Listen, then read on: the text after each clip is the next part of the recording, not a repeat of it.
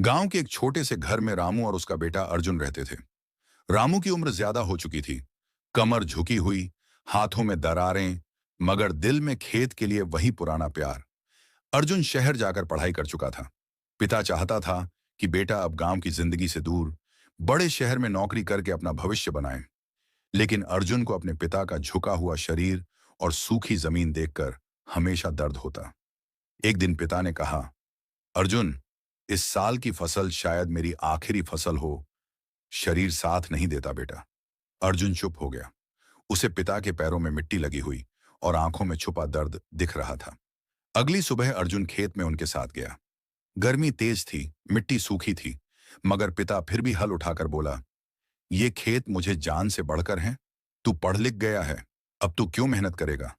अर्जुन ने हल पकड़ते हुए कहा, पापा, जमीन आपकी है, पर यह मेहनत मेरी भी है। मैं आपकी आखिरी फसल को आपका अकेला सफर नहीं बनने दूंगा। रामू की आंखें भर आईं, पर वो कुछ बोले नहीं। दोनों बाप बेटे पूरे मौसम साथ काम करते रहे। बारिश कभी कम हुई, कभी ज्यादा, पर अर्जुन हर दिन खेत में उतरता, मिट्टी का रंग देखता, बीज बचाता और पापा की हर सीख नोटबुक में लिखता जाता। एक रात की बात है, तूफान उठा। फसल खराब होने का डर था। अर्जुन खेत की ओर भागा।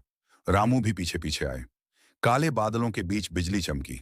रामू ने अर्जुन को कंधे से पकड़कर कहा, बेटा, फसल जाती है तो दर्द होता है, लेकिन आदमी हिम्मत खो दे तो पूरी जिंदगी सूख जाती है। अर्जुन ने पहली बार समझा कि खेती सिर्फ जमीन पर नहीं होती, दिल पर भी होती है। मौसम शांत हुआ और चमत्कार की तरह फसल बच गई। कटाई के दिन पिता खेत में बैठे थे, थकी सांसों के साथ, पर चेहरे पर मुस्कान थी।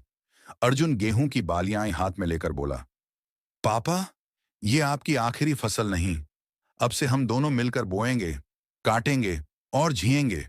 रामू ने बेटे का हाथ दबाया। आज मुझे लग रहा है कि मेरी असली फसल तू है बेटा, जिसे मैंने सालों से सींचा, और आज वो फल बनकर मेरे सामने खड़ा है। अर्जुन की आंखें भर आईं। खेत की हवा भी जैसे उस दिन थोड़ी नम थी।